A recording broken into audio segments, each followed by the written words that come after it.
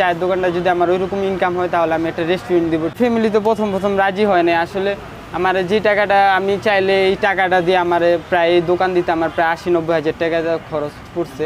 তো এই টাকাটা আমি ফ্যামিলির কাছ থেকে নিয়ে চাইলে বাইক কিনতে পারতাম কিংবা নিজের শখ পূরণ করতে পারতাম, ঠিক আছে। মূলত আমার শখ হইলো গিয়া এইটা, ঠিক আছে, মানে ছোটোখাটো একটা বিজনেস দিমু, ঠিক আছে। মানে নিজেরও দৈনিকের হাত খরচটা চললো, পাশাপাশি মানুষজন আসে আড্ডা দেয়, কেউ এক কাপ চা খায়, ভালো একটা মন্তব্য করে, নিজের কাছেও ভালো লাগে, তাদেরও ভালো লাগে, এটাই আমার ভাই খুশি। চাকরি জিনিসটা সবসময় এসে গিয়ে ভাই একটা নিয়মের ভিতরে থাকতে হয়, ঠিক আছে। ধরেন আপনি টাইম মতো গেলেন, টাইম মতো যেতে পারলেন, আপনার বকা শুনতে হইলো কিংবা একটা বসের কাছে একটা কথা শুনতে হইলো। আমার তো আর এমন টাইপের না, আমার যখন মন চায় আজকে শরীর ভালো লাগতেছে না, আজকে আমি দোকান খুললাম না, আমার কোনো ধরা বাধা নেই, ঠিক আছে। এটা আমার নিজের মর্জি মতো। আর প্রথমত ব্যবসা করা যেমন সহজ, আবার একটু দেখা গেছে কঠিনও আছে। প্রথম একটা ব্যবসায় প্রথমই লাভ আসে না। প্রথম নিজের পকেটে আমি যখন দোকান খুলছি, আমার নিজের পকেটে টাকা দিয়ে আমি দোকান চালাইতাম, আমার দোকান এত বেশি চলতো না, ঠিক আছে। আল্লাহর রহমতে এখন অনেক ভালো চলে। তো স্টুডেন্টের উদ্দেশ্যে এটাই বলবো যে কেউ যদি ব্যবসা করতে চায় তাহলে ধৈর্য রাখতে হবে অবশ্যই, ঠিক আছে। আর ছোটো থেকে মানুষ আস্তে আস্তে বড় হয়। এই জায়গায় আমি আগে আসতাম, আড্ডা দিতাম, আশেপাশে অনেক দোকানে আছে, কিন্তু চায়ের মান অনুযায়ী টাকাও যেমন বেশি রাখে, তারপর আবার খাওয়াও স্বাদ পাওয়া যায় না তেমন।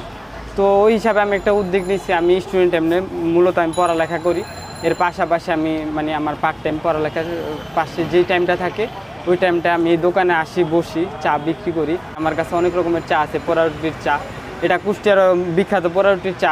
ঢাকায় অনেক জায়গায় আছে, কিন্তু আমাদের তেজগাঁও এলাকার আশেপাশে এমন দোকান নাই আর কি, ঠিক আছে। তার জন্য আর কি আমি এই সংসদ দিচ্ছি। সংসদে অনেক মানুষই ঘুরতে টুরতে আসে, ফ্যামিলি নিয়ে আসলো, খেলো, এখানে অনেকে আসে, ঠিক আছে। যেমন একটা চা 20 টাকা রাখে, কিন্তু ওই চায়ের ভিতরে 20 টাকার কিছুই দেওয়া হয় না, ঠিক আছে। মানে চা খায় কোনো স্বাদই পায় না। যেহেতু এই জায়গায় অনেক মানুষই আছে, কারো চা খাইতে মন চাইলে বাধ্য হয়ে খাইতে হয়, ঠিক আছে, করার কিছু নেই। এবার 20 টাকা 30 টাকা যাই রাখুক, আমি চা 20 টাকা বিক্রি করি না, 15 টাকা করে দুধ চা বিক্রি করি, রং চা 10 টাকা, ঠিক আছে।